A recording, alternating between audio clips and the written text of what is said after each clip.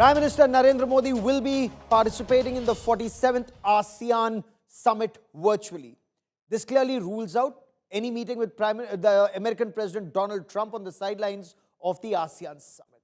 The India-US trade deal, according to some, has been negotiated at the level of officials but is awaiting an official nod by the principals, the US President and the Indian Prime Minister.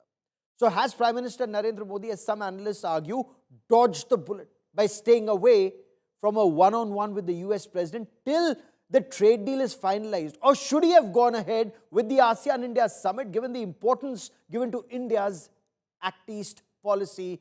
Was this an opportunity lost?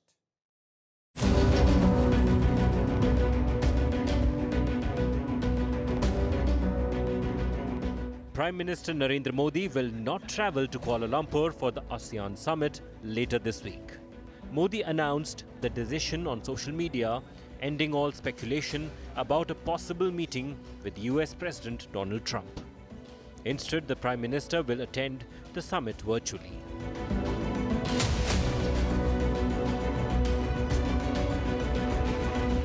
External Affairs Minister Jaishankar will represent India at the 20th East Asia Summit in Kuala Lumpur on October 27th. Just last month, Trump wrote on Truth Social that he was looking forward to meeting Modi in the coming weeks, fueling hopes of possible Modi-Trump meeting on the sidelines of the ASEAN Summit.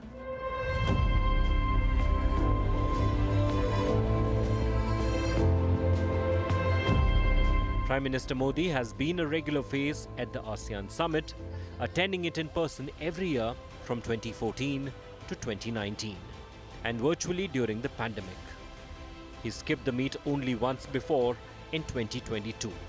So this decision has surprised many and given the opposition more ammunition to attack. The Congress claimed the Prime Minister is avoiding Donald Trump. Jairam Ramesh even took a Bollywood-style swipe in a social media post, saying Prime Minister just doesn't want to be cornered by Trump, quoting the filmy line, "Bach ke rehna re Baba." Relations between India and the US have been under strain ever since Trump took charge as president for a second time.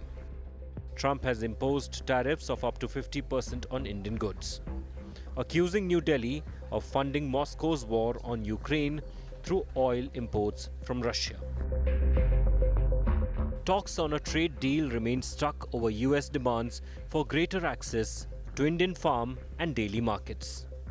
Yet the two leaders have spoken twice in 2 months, the latest a Diwali call earlier this week.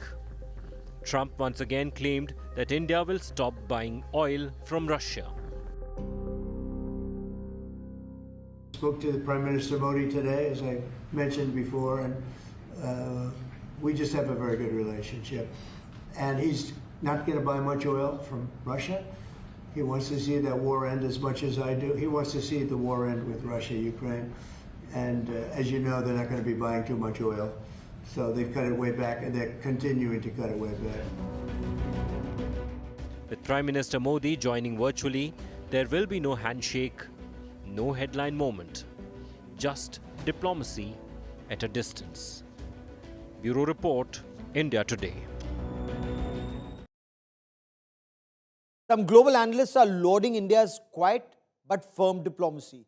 International analyst Ian Bremmer, for example, now speaking on the issue of President Trump's tariffs, he said countries like India and China are standing up to the United States, fighting for their rights, unlike others who've surrendered to Washington, D.C. or coughed up big money to seal trade deals. Listen in.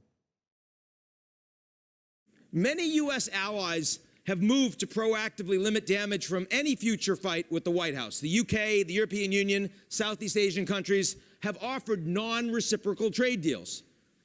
Other countries have thrown lots of money at the U.S., particularly Saudi Arabia, the UAE, some countries with like-minded governments like Argentina and El Salvador. Now, from governments that have more bargaining leverage, like China and India, we've seen that standing up for yourself and a willingness to absorb punches can create needed space. By the way, Putin has benefited from that approach with Trump. The United States has announced sanctions against Russian oil companies, including oil and natural gas purchase from Russia. Donald Trump, in a social media post, said the US Treasury sanctions are on major Russian oil companies. He called on Moscow to immediately agree to a ceasefire. He said these tremendous sanctions are to take effect from the 21st of November. They could also, that information that's coming in, they could adversely impact India's supply chain.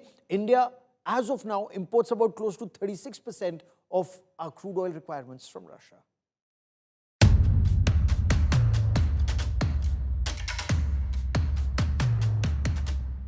It's the biggest sanction strike yet of President Donald Trump's second term. Overnight, the United States hit Russia's two oil giants, Rosneft and Lukoil, with sweeping sanctions cutting deep into the Kremlin's energy revenues and sending shockwaves through the global oil market. Crude prices spiked more than 4%. Look, these are tremendous sanctions. These are very big. Those are against their two big oil companies, and we hope that they won't be on for long. We hope that the war will be settled. I think that they'll certainly have an impact. They're massive sanctions, and sanctions on oil. The two biggest oil companies, among the biggest in the world, but they're Russian. They do a lot of oil. These tremendous sanctions, as Trump calls them, take effect on 21st of November and could reshape India's oil map.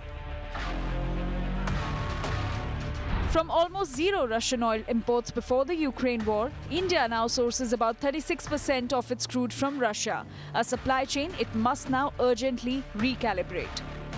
Indian refiners are reportedly reviewing contracts to ensure no barrels come directly from the sanctioned companies Rosneft and Lukoil. Public sector refiners like IOC, BPCL and HPCL have ordered internal audits, while Reliance Industries, India's largest private buyer of Russian crude, may cut or even suspend Russian imports in the coming weeks. News agencies report that Russian oil supplies to India could soon fall to near zero, effectively ending a trade that made India the world's largest buyer of Moscow's seaborne crude. The 4% rise in global crude prices could just be the beginning of a new oil shock.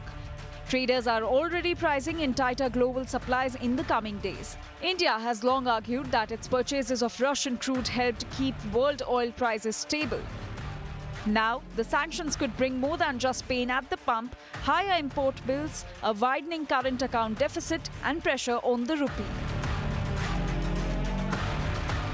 Analysts say the gap could be filled by Middle Eastern and the US suppliers, but the ripple runs deep, from global markets to Indian refineries, turning Moscow's barrels into the latest test of New Delhi's energy strategy and diplomacy. Bureau Report, Business Today TV.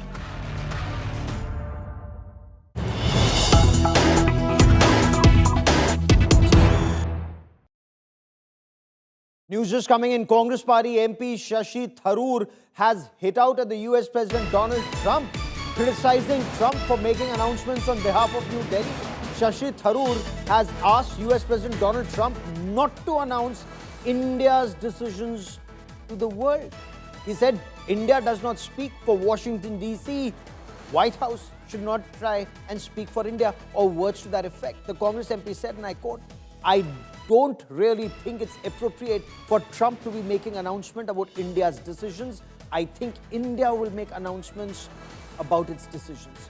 We don't tell the world what Trump will do. I think Trump should not be telling the world what India will do."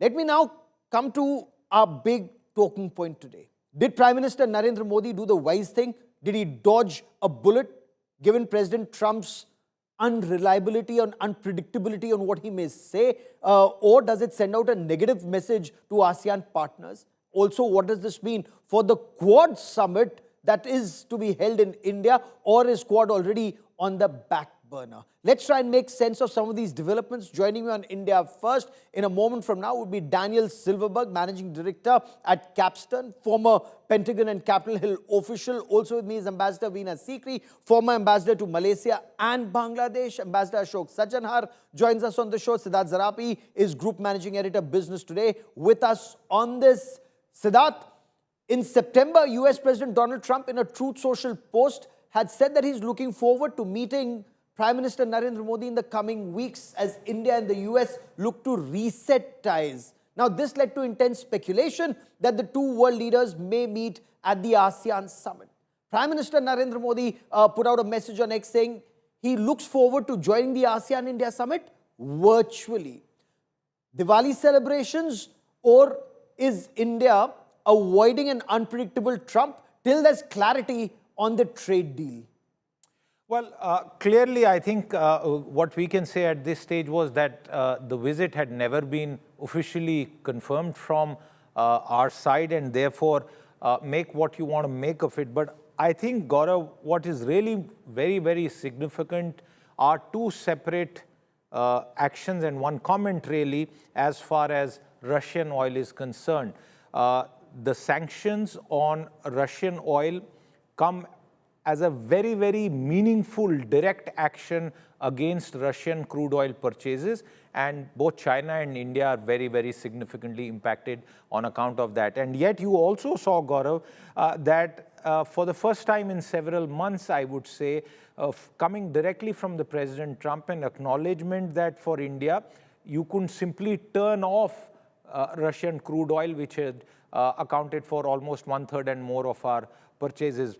If you read between the two lines what is being done, even though President Trump is offering some verbal sort of clawback on his earlier position, this action against Rosneft and Lukoil really mean that Indian refiners, particularly Reliance Industries, which by far has the most significant amount of purchases, will now have to pull back from their deal with Rosneft. Rosneft, incidentally, is a company that has ownership of Naira Energy in India, just a shade under 50%, and is one of the topmost Russian crude oil suppliers. Our public sector oil companies typically buy on the spot market. So it's a complex set of circumstances that has played out in the last 24 hours, and I believe the comeback to office after the Diwali holiday for executives and other people in our oil sector hasn't been very pleasant, Gaurav.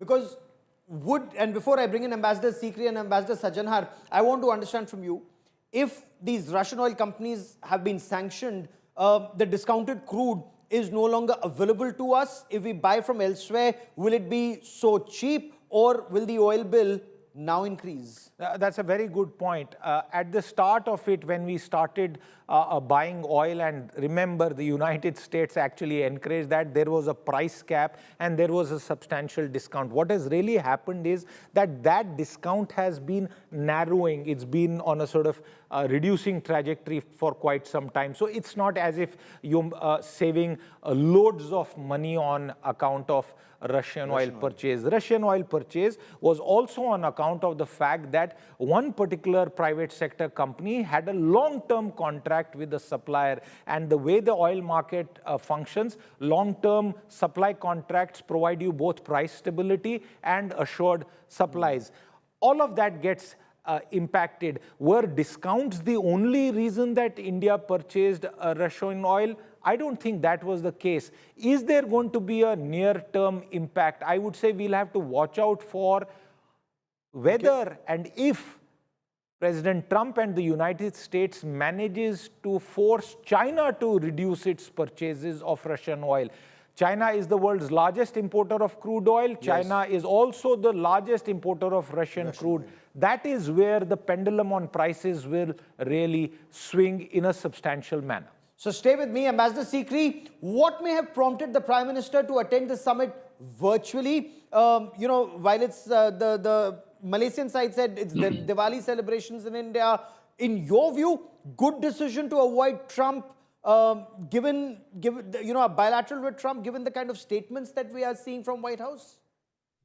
Well, I think we should separate these two issues, because it is true that President Trump has been making, that he's had two telephonic conversations with our Prime Minister in recent times, and each time the readout comes out to be different from what India's readout is. So that has been a problem. But I would really say that say, for example, if the trade negotiations with the US had gone well and the trade deal was ready for signature, then maybe, it would have been a special effort to go and sign the trade deal in the presence of the two leaders. But that has not happened. And so the trade deal is not there, that it thing not to be signed. So I would rather see Prime Minister's decision to address the summit virtually in its own right. That he has other concerns, he has other considerations. Whether President Trump's conversations, etc., are part of it, I think I would not like to speculate, but I would say that he is continuing to give importance to the East Asia Summit by addressing it virtually. I think the impact of the sanctions on Rosneft and Lukoil on world global energy prices, this is a very important point which we all have to assess. We do know that when India started buying Russian crude oil, it was at the behest of America, and their main purpose was to keep the world global energy prices in check and not to allow them to go up suddenly. Now, has that concern evaporated for the US? Do they realize, or have they estimated that with the sanctions of Rosneft and Lukoil, that global energy prices may see a sudden sharp jump and consequently an adverse impact on all economies, not just the Indian economy, but other economy as well. So all these assessments, I guess, are being made right now. Today is still, the Govardhan Puja holiday going on, and tomorrow is going to really be the first working day after Diwali. So I think that we had to look at both these things separately. We were dealing with a large number of other countries before we decided to buy Russian crude oil, and we can always go back to that. But what will be the impact on the Indian economy is something that we have to assess. I would really not link these two. We do know the unpredictability of President Trump, but I would really not link these two, because our reaction has always been very calm, very collected, very sober, and we are maintaining that. We are maintaining our strategic autonomy. We are maintaining our, not to be overhyped or reactive on these. And even when we had this 25% special tariff because of purchasing Russian oil, we just said that these are unfair, unjustified, and unreasonable. Very calm, very quietly. We're going to maintain that approach and go with our But is strategic that autonomy riling up all the way. Team Trump even more, and his MAGA ecosystem, that all their efforts, India is not reacting the way perhaps they may have expected India to react? Daniel Silverberg, Ian Bremmer of the Eurasia Group, he says countries like India and China are standing up to Trump tariffs. They're taking punches, but then they're creating a space, unlike UK, EU, or some of the Southeast Asian countries. By not going to Kuala Lumpur, is Prime Minister Narendra Modi, in your view, sending out a message to President Trump?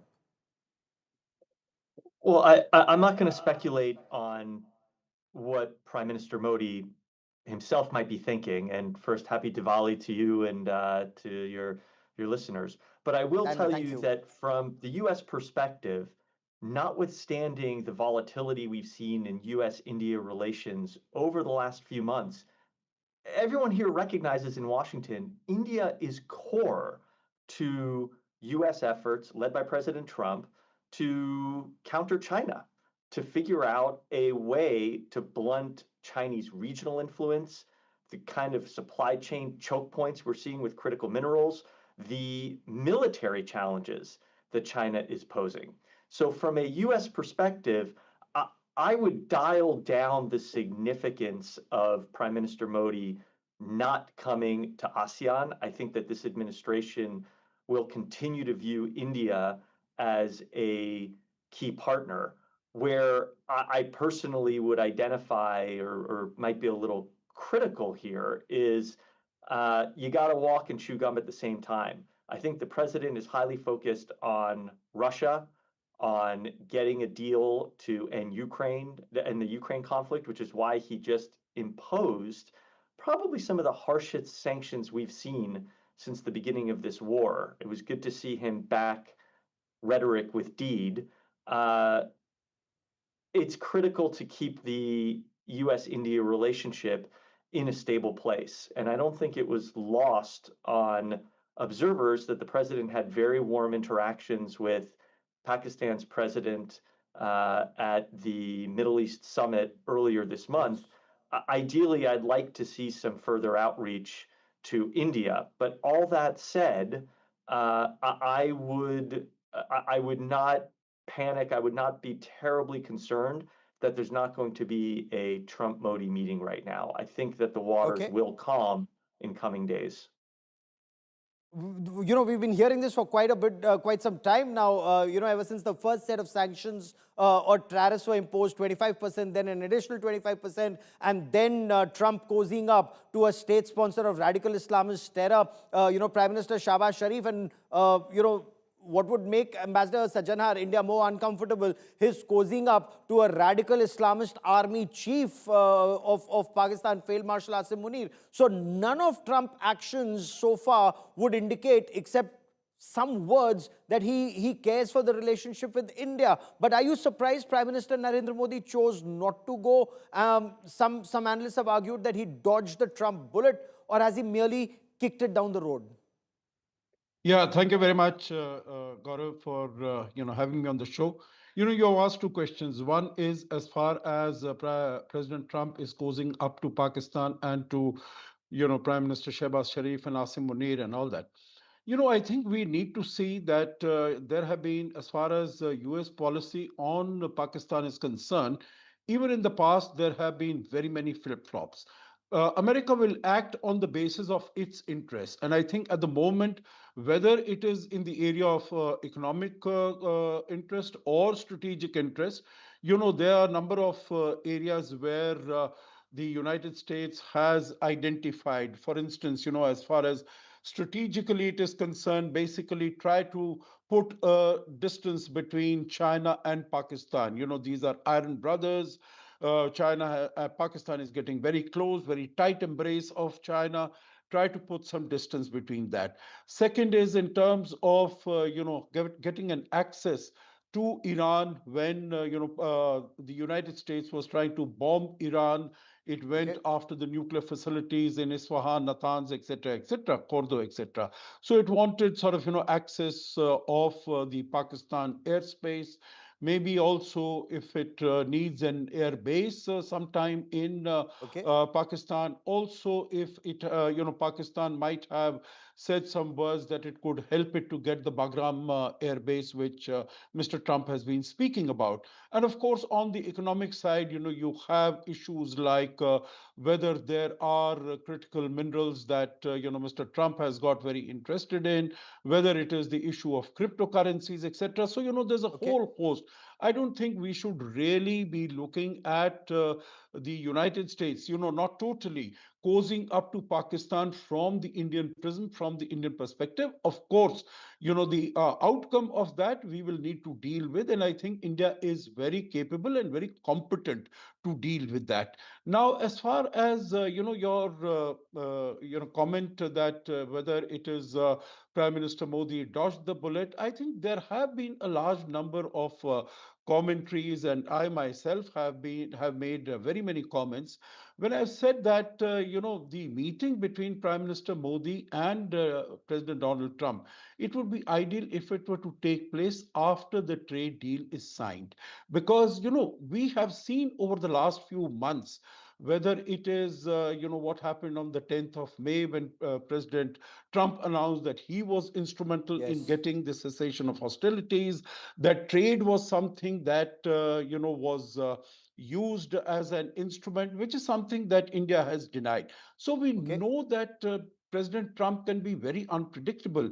I would also. So you're saying the meeting should only take place once the deal has been signed. But as of now, Ambassador Sikri, does it indicate that there's total lack of trust between India and the US? Or, this unpredictability of what Trump may say that may embarrass Prime Minister Narendra Modi and the country. So that's a threat that may remain for the next 3 years, ma'am.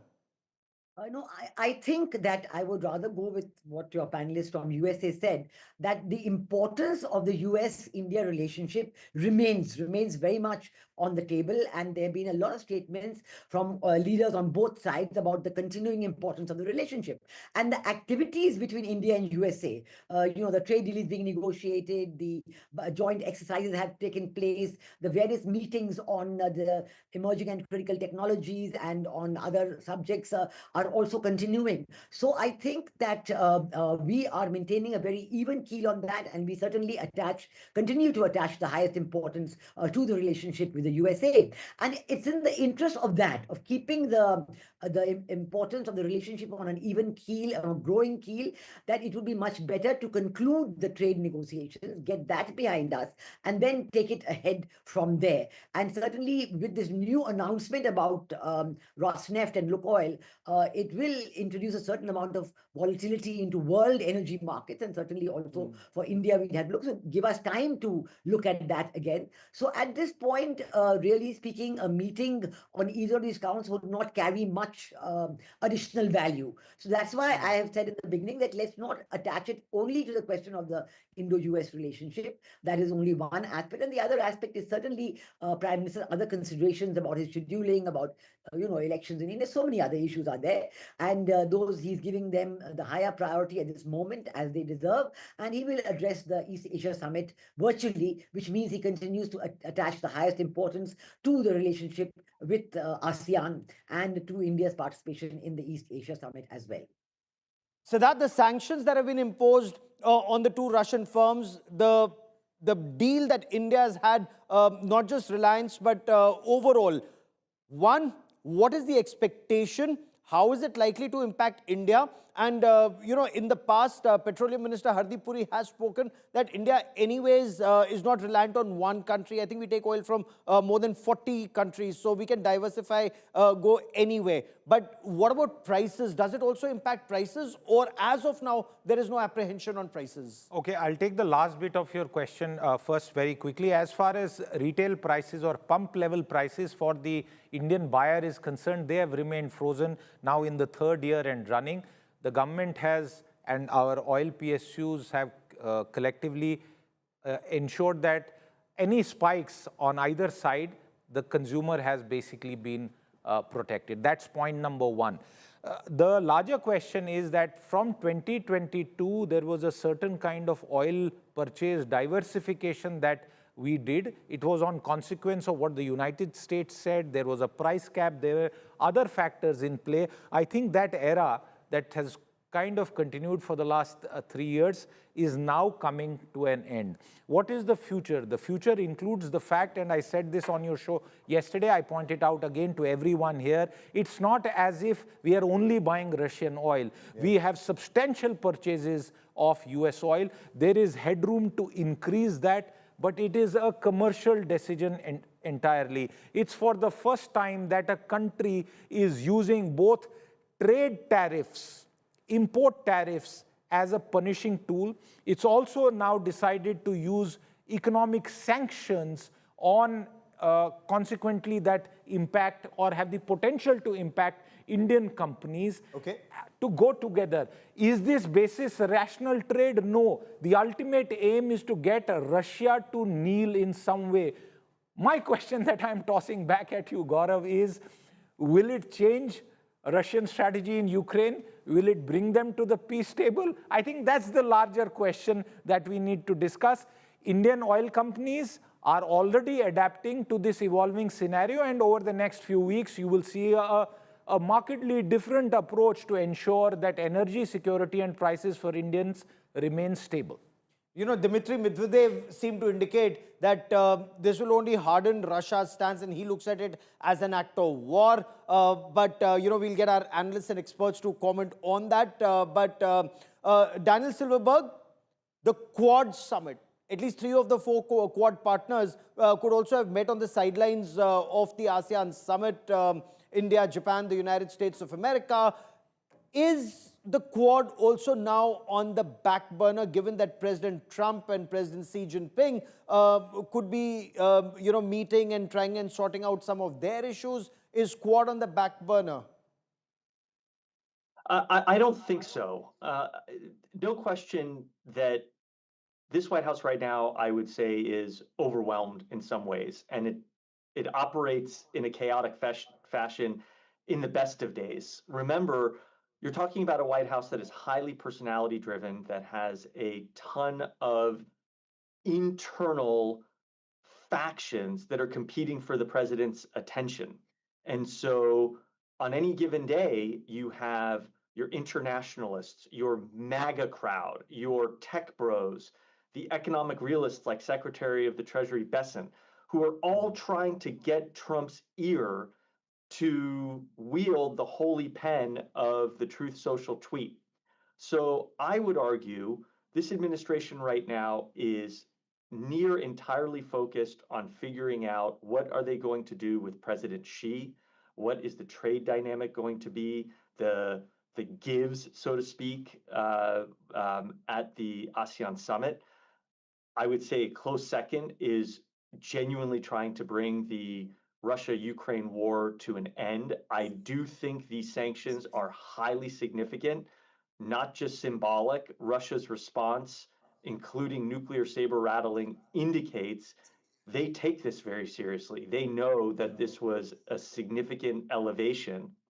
And three, dealing with China is going to require the Quad, and it's going to require close relationships with the Indian government. So the fact that China is at the forefront and that the president is meeting, that President Trump is meeting President Xi at the ASEAN summit, that doesn't mean that the Quad is totally out of mind. I would say quite the contrary, that I think what you'll see coming out of the Quad, out of the summit, is an increased focus on US-India relations. Now, let me conclude with this point. I think it's very important. The president on any given day has two options to deal with foreign policy challenges like Russia. He can pursue sanctions or he can pursue tariffs. There's a great op-ed in the Financial Times today by my colleague Edward Fishman pointing out tariffs are a far weaker tool than sanctions. It upsets our Indian partners, it creates volatility, and it doesn't go at the strategic need to stop Russian oil purchases. So sanctions are clearly effective here. I think we might see even more in coming days. And in a market where oil prices are many ways at the lowest we've seen, and there is a glut on the market, India, I think, is going to be just fine in finding alternative sources from Russia. Okay. Is that also your reading, Ambassador Sikri? Quad unlikely to be on the back burner, because many analysts have argued that Donald Trump so far hasn't given the kind of importance to Quad. We are the hosts this year instead of being the hosts last year. But do you see the Quad summit happen, or it's now on the back burner? I think it will remain at the present situation, what you describe as back burner, till the bilateral between President Trump and President Xi Jinping. I think President Trump has been attaching so much importance to his, what he describes as the big, beautiful deal with China, and his entire focus is on that. And he wants to get that deal done, or maybe not get it done if China does not, come on board. This whole business of the G2 or the G2.5 that is now being discussed. And then once that bilateral with President Xi Jinping is over, I think he will come back to the focus on the Quad. I agree that especially after his recent agreement with the visiting Prime Minister of Australia, who was in Washington, and they've had the AUKUS whole thing renewed, I think that the Quad is very much on the cards, and it will, the Indo-Pacific, maritime security, all those issues are very much on the cards, but perhaps they will come into focus after the bilateral meeting with China is over. And then we will see the return. Let's see first. Everybody's anticipating what will happen. What is the deal, the so-called deal between President Trump and President Xi Jinping, what that looks like. But I think maritime security is not going anywhere. Indo-Pacific is not going anywhere. India has been talking directly to Japan about it and to Australia about it. We are continuing our focus on it, and we're not going to give up. I don't think either Japan or Australia are going to give up. And I think the US too is very, very involved with the Indo-Pacific and maritime security.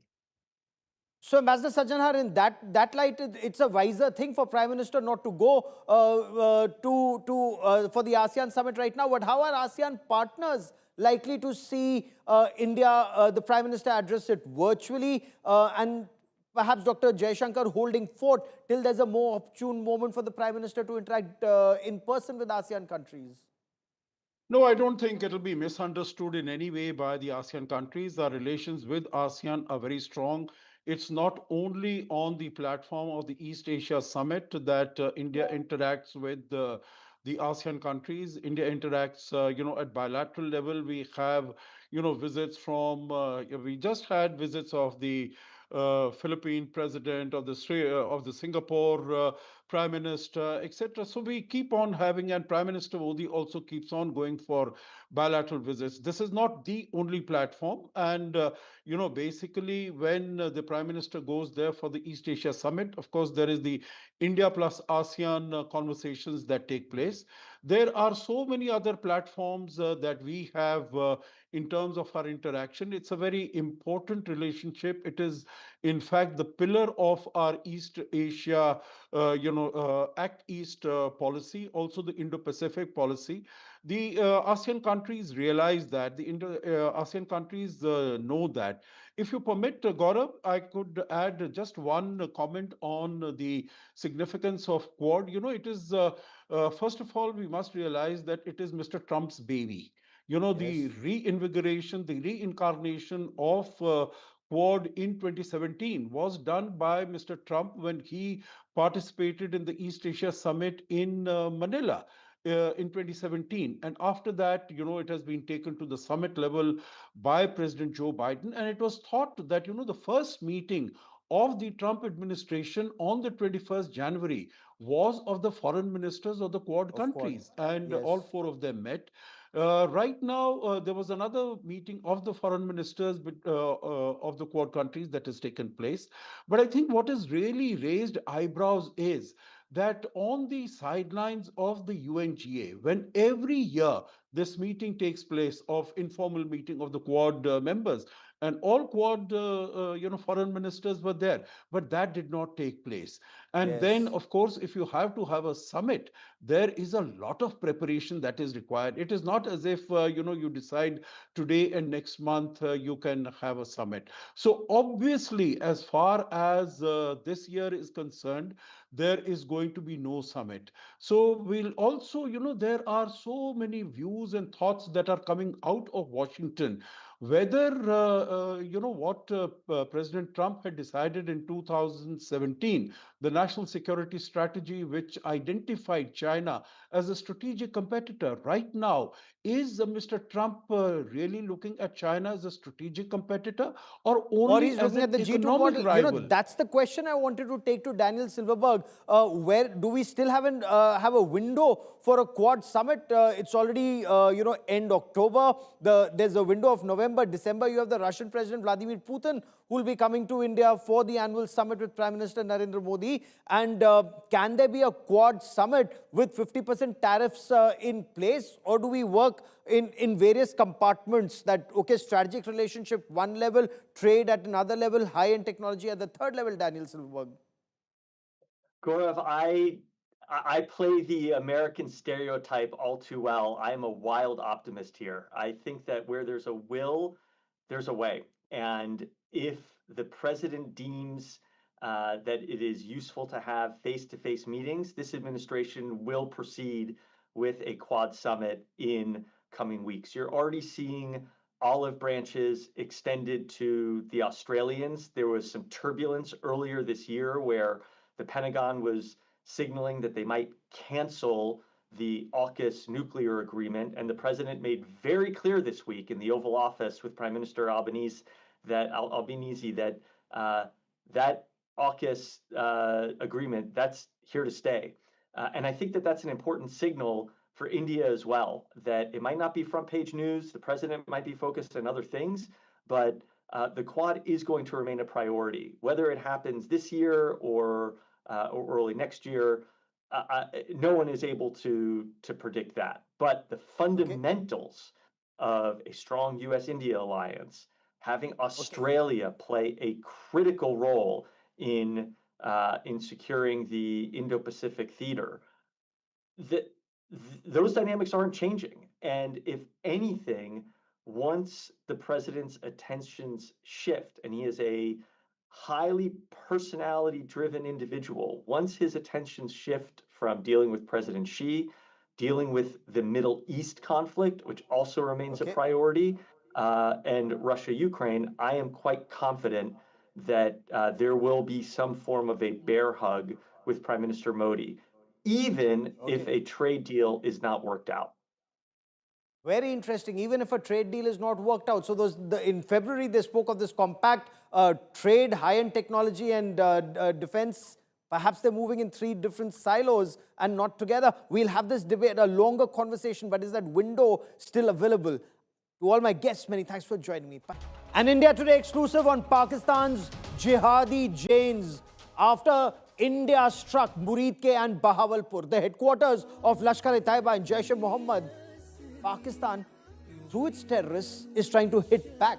Now, more than 100 terrorists died. The top terrorists are in hiding. So now they're training women in burqas to target India. Listen to that video. It's an India Today exclusive, how they're indoctrinating women in Pakistan to target India and Prime Minister Narendra Modi. Arvind Ojha with this India Today exclusive. A chilling new face of terror has emerged in Pakistan. Terror groups like Lashkar-e-Taiba are now recruiting and training women, turning them into jihadis. Exclusive footage show how they are being taught a syllabus portraying India and Prime Minister Narendra Modi as their biggest enemies. इस वक्त आपकी जमात का जो सबसे बड़ा दुश्मन है वो मोदी है, वो इंडिया है। तो मरकज तैयबा मरीज के पे होने वाला ये अटैक इस बात की दलील है कि पाकिस्तान मरकजी मुस्लिम लीग के प्लेटफॉर्म से भी हम इंशाअल्लाह ताला जिहाद का काम ही करेंगे और कर रहे हैं अल्हम्दुलिल्लाह। This US designated global terrorist, Hafiz Abdul Rauf, leads live online sessions from Lashkar's training centers in Sialkot, brainwashing women to take up jihad. Rauf, known for leading funeral prayers for terrorists in the presence of Pakistan Army officers, is at the heart of this new terror agenda.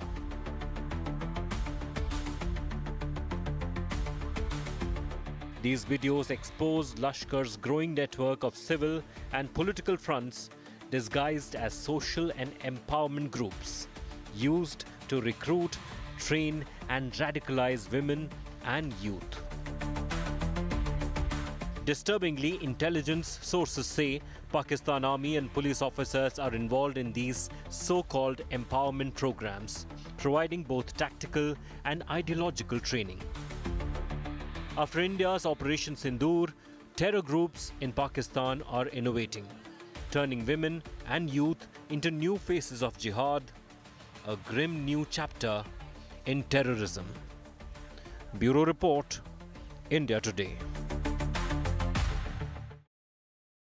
India Today's Arvind Ojha now joins me with the latest. Also with me is Yashovardhan Azad, former Special Director of India's Intelligence Bureau. Arvind, किस तरह से इन महिलाओं को brain wash किया जा रहा है? आखिर कौन है ये महिलाएं? ये जिहादी कैंप में क्यों आ रही हैं और पैसा देकर आ रही हैं? इनको क्या सिखाया जा रहा है? देखिए गौरव, ये पाकिस्तान की आम महिलाएं हैं जिन्हें वर्कशॉप के नाम पर ये सिखाया जा रहा है कि आपका दुश्मन इंडिया है, नरेंद्र मोदी हैं। तो ये एक अलग तरह की वर्कशॉप है जिसमें लोगों को जिहादी बनाया जा रहा है। इन महिलाओं को महिला फिदाइन बनाने की कोशिश की जा रही है और ट्रेनिंग देने वाले कोई और नहीं बल्कि दो ऐसे आतंकवादी हैं, कुख्यात आतंकवादी, जिनको अमेरिका तक ने बैन कर रखा है। अगर आप तस्वीरों में आपने देखा होगा, हाफिज अब्दुल रऊफ, ये चेहरा कोई भूल नहीं सकता। जब ऑपरेशन सिंदूर चलाया था भारत ने, तब कैसे हाफिज अब्दुल रऊफ पाकिस्तान आर्मी के सीनियर अधिकारियों के साथ मिलकर नमाजे जनाजा पढ़ रहा था। उन आतंकियों में, जो आतंकियों के नमाजे जनाजा में शामिल था, जो ऑपरेशन सिंदूर में मारे गए थे। तो अब लश्कर ने एक अपनी महिला विंग भी बनाई है जिनको यहाँ वर्कशॉप के नाम पर उनका ब्रेन वॉश किया जा रहा है। और So women suicide squad, you say. Stay with me. Yashovardhan Azad, how serious is this threat of women jihadis or women suicide bombers, sir? Well, this is a very, very chilling news which you have given. And I think it has two critical dimensions. One is, of course, VIP security. And in VIP security, I'm referring to the Prime Minister, because now you see, Gaurav, almost everyone, whether it's Bhutto or whether it's any Munir, anyone is referring to the Prime Minister and talking in terms of actual threat. So with the women suicide bombers getting in, it has a very critical dimension. You know what happened to Rajiv Gandhi. So I hope the security agencies are taking it very, very seriously. Now, the other thing is that it's extremely important because it changes the entire terrorist and their incidents which will create. For example, the Palestinians used, I checked my notes, and the first one, which was Wafa Idris, I think a Palestinian, who blasted herself in central Jerusalem. There was another one. We've also had examples of the Black Widows of Chechens who bombed the Moscow metro underground station. You have the Boko Harams. So therefore, I think slipping in these burqa-clad women would be easy. There's only one thing to say here, that most of these black widows or these bombers who have been used, as you rightly said, they were subjugated, they were pressurized, and they were under severe threat. And that is why these kind of, they were, motivated to do this. I think Arvind, इनको this is... Bharat लाया कैसे जाएगा? ये जो महिलाएं हैं, ये भारत कैसे आएंगी? Let me try and reestablish that link with Arvind in just a moment, because terrorists sometimes have to cross through difficult areas to infiltrate into India. Now that there's a fence along 500 of the 770-kilometer long line of control, will these women preferably take that Nepal route or some other route, or perhaps through Bangladesh, infiltrate into India? They could target schools, they could target marketplaces, they could target temples, they could create chaos in India. You see, Gaurav, I mean, these routes are already available, which you have talked about. The ISI is extremely active now in Bangladesh after the new regime has taken over. In Nepal, there is a lot of instability. So obviously, ISI is going to exploit this. And therefore, if they are able to somehow send them, or even indoctrination across the border. Now, these are issues which have to be looked into very, very seriously. And also, because of the assistance which the Pak ISI is already giving to both LeT and GEM in shoring up and their infrastructure, making those mosques. So more and more of these indoctrination programs will go on.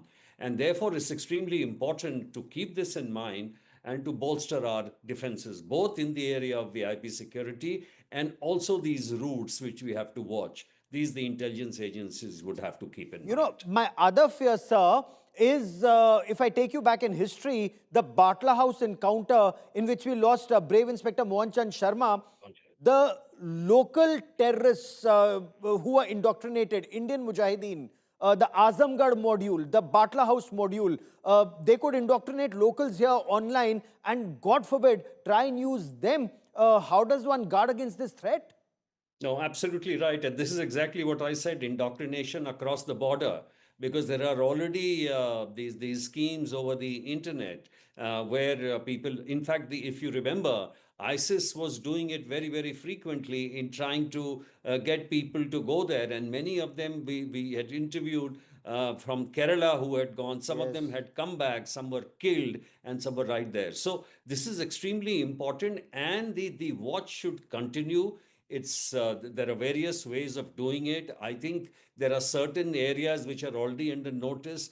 The IPF, which was there and was creating a kind of a mayhem in the entire country, especially in the south, they've already been banned. And there are many of these remnant units from the so-called earlier terrorist organizations. They need to be kept under watch. And yes, this is going to be an issue which has to be needs to be looked into very, very seriously. Arvind, Bharat ने जब लश्कर-ए-तैयबा के मुख्यालय मुरीदके को निशाना बनाया था और जैश ए मोहम्मद के बहावलपुर को, तो कहा यह गया था कि 100 से ज्यादा आतंकवादी मारे गए थे और कई आतंकवादियों की पत्नी वो विधवा हो गई थी। वो क्या इस ग्रुप में है, जैसे वो ब्लैक विडोज थी? क्या इस तरह का खतरा भी है? और ये भारत आएंगी कैसे? क्या नेपाल के रास्ते से, बांग्लादेश के रास्ते से इन्फिल्ट्रेशन कैसे होगा? क्या पता चल पा रहा है? देखिए गौरव, आपने बहुत अच्छा सवाल पूछा। अगर आप इस वीडियो को देखें तो इस वीडियो में जो ये इंडिया टुडे ने एक्सक्लूसिवली एक्सेस किया है, तो इसमें जिहाद की पाठशाला तो चलाई जा रही है, जिसमें नया सिलेबस है कि इंडिया और मोदी हमारे दुश्मन हैं। लेकिन इसमें आप इंटरेस्टिंग बात है, इसमें कन्फेशन भी है। जो मोस्ट वांटेड आतंकी है वो कह रहा है कि ऑपरेशन सिंदूर के दौरान लश्कर के हेडक्वार्टर को निशाना बनाया गया। तो ऑपरेशन सिंदूर में लश्कर की कमर पूरी तरह से टूटी है। इस बात से, ये बात कम से कम इस वीडियो से साबित होती है। लेकिन उसकी आड़ में अब उसी मुरिदके में जो लश्कर का हेडक्वार्टर चल रहा था, जिसे ध्वस्त किया गया था, उसकी आड़ में ब्रेन वॉश किया जा रहा है कि दरअसल ये पाकिस्तान के खिलाफ लड़ाई नहीं थी, ये हमारी तंजीम के खिलाफ लड़ाई है और इसके लिए जिहाद करना पड़ेगा। ये महिलाओं को सिखाया जा रहा है। इसमें कुछ महिलाएं ऐसी हैं जो ऑपरेशन सिंदूर के दौरान जो आतंकवादी मारे गए थे, लेकिन बहुत सी ऐसी महिलाएं हैं जिनमें कई पढ़ी लिखी, कई वेल एजुकेटेड है, और न सिर्फ इनको अलग अलग रूट से भारत भेजने की प्लानिंग होगी, बल्कि ऑनलाइन ये जो रिक्रूटमेंट चलाते हैं पढ़े लिखे लोगों को, पहले भी इस तरह के इंटेल आया था कि जो आतंकी तंजीमें हैं, आतंकी संगठन है, वो सोशल मीडिया के जरिए जो पढ़े लिखे लोग हैं उनका ब्रेन वॉश करने की कोशिश कर रही है। तो अगर इस तरह की महिलाओं का ब्रेन वॉश किया जा रहा है, तो सोशल मीडिया के जरिए भी आतंकवाद फैलाएंगी और ऑन ग्राउंड तो फैलाएंगी, क्योंकि जिस तरह की इस वर्कशॉप में जो कुछ सिखाया और बताया जा रहा है वो तो बेहद खतरनाक है। ब्रेन वॉश करने की कोशिश है। और the Jihadi Janes of Pakistan, these burqa-clad women terrorists who are being indoctrinated by Lashkar-e-Taiba terrorists, including Abdul Rauf, visible on camera. Their audio can be heard, the video can be seen. Mr. Yashovardhan Azad and Arvind Ojha for joining me here on India Today. Many thanks.